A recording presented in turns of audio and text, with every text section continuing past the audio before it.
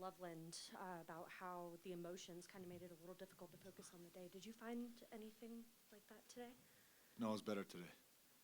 Yeah, I don't know if it's just playoff hockey or obviously I think those two games up in Loveland were really important for me and they were great prep wise and then getting to watch the first two games of this series down in Dallas and like I said, it's playoffs, so it's not a whole lot of time to think about what's going on, how it's feeling, how long you've been gone for. It's just kind of like get into it and get playing. So yeah, honestly, felt pretty good.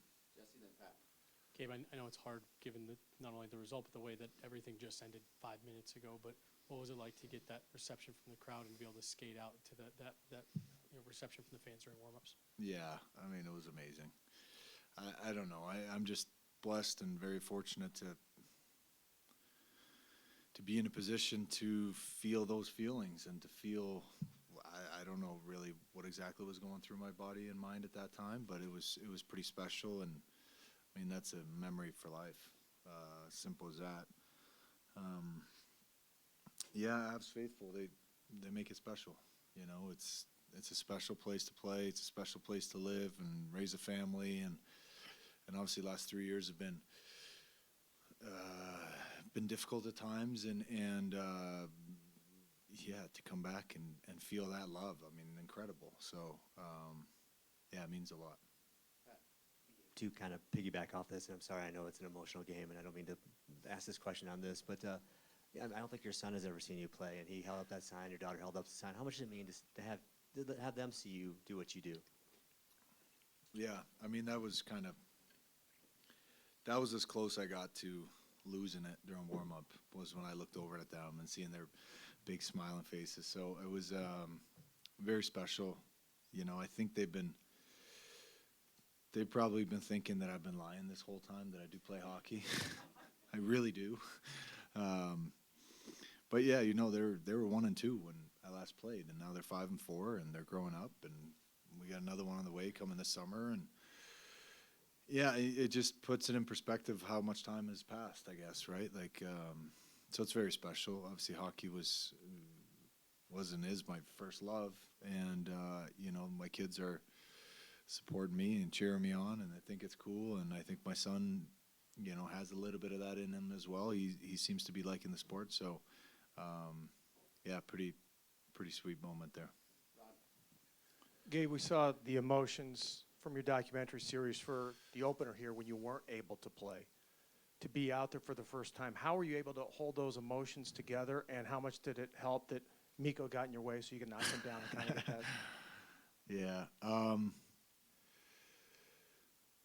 I think just a long lead up to it.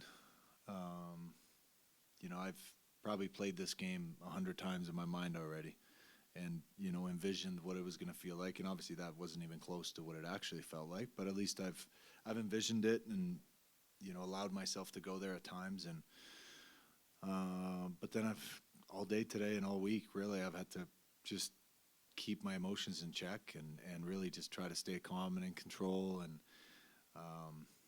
when you get all riled up and you get all emotional and it's easy to get tired extra fast. It's easy to make stupid decisions out there and make the wrong reads. So I was trying to make sure I was as in tune to the game plan as I could be, and same thing with my emotions and everything that was going on, but at the same time allowing myself to enjoy everything, because it's a very special night, and from my perspective, regardless of the outcome of the game, I mean, that was a memory of a lifetime for me. So it was very special. Gabe, I know it's tough to gauge just in this first game, but how did the chemistry feel with the team, and did you feel connected with everybody as just being your first game back? Yeah, I think so. I thought our line created some decent looks. I don't think we were, as a team, as dangerous offensively as we would like to be. So there's definitely adjustments that we're going to have to make there. I think as a line, I mean, Chucky and Kivy are great hockey players, and they play the right way, and they play hard, and kind of check for our chances, and we had some decent looks, but I think as a whole, there's some adjustments for sure for us to make, and that's what this game's all about, especially in a 7-game series. It's about adjustments, and we got some to make, no doubt about it, but I think the chemistry and the connection of the locker room felt really good. Gabe, I think you led the team in hits. You were your usual physical self, it seems, taking hits as well. Where do you feel you were percentage-wise, if you can put a number out there as to what you want your game to be here over the course of time? Well, I'd like to play better. I don't know. Percentage-wise, it's hard. But I felt pretty good. Speed-wise, legs, physically, I felt good. It's still in my 3rd game, so I got a lot of things to improve on, and just timing and seeing things, seeing the right plays, executing them.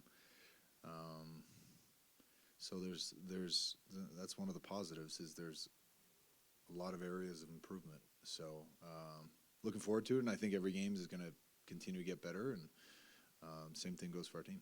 Evan and Sean. I'm sure that's not how you imagine this first game ending, but now you get to be in the room, you get to go over film.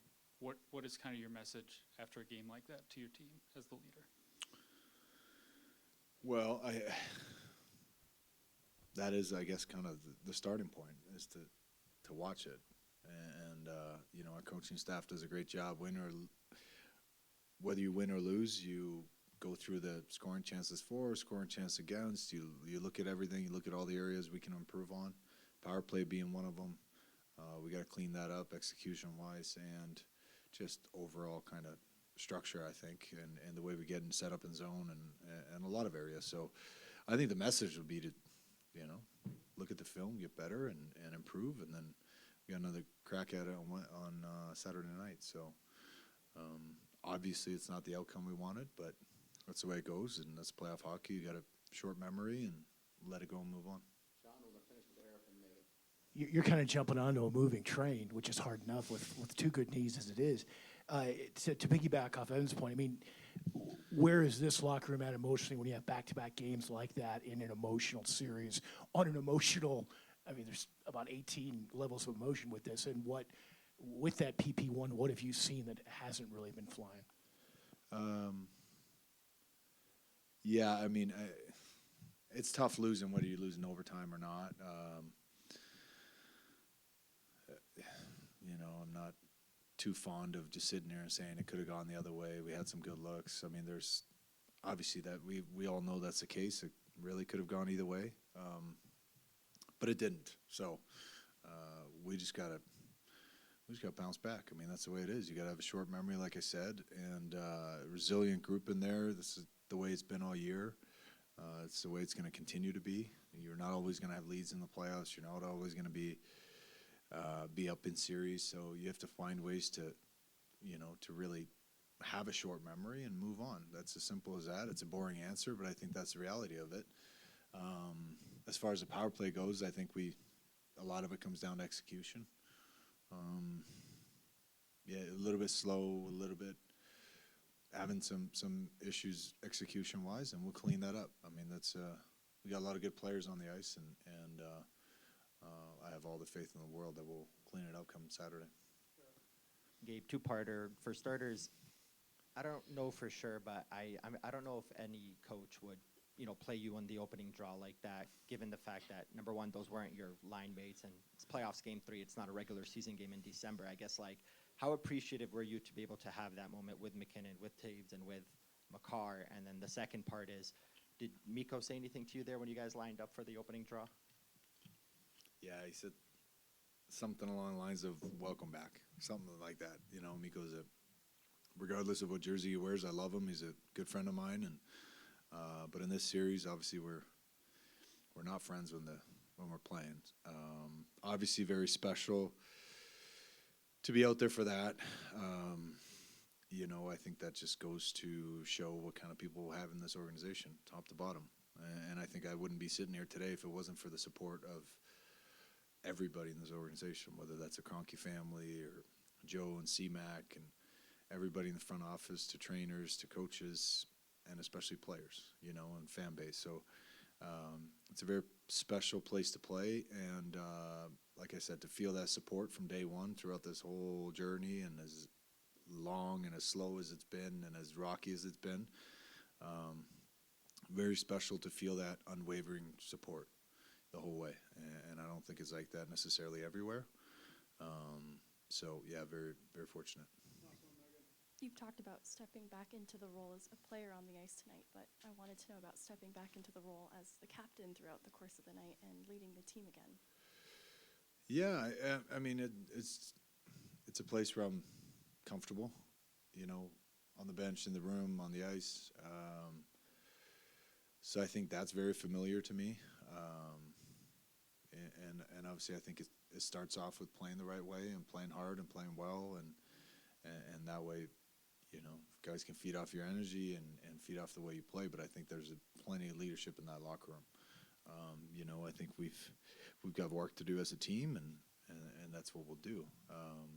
But nonetheless, it felt great in all areas tonight in terms of just being back. And then on the ice play-wise, there's areas to improve, but very special night regardless of the outcome, and looking forward to Saturday already. Thanks, guys.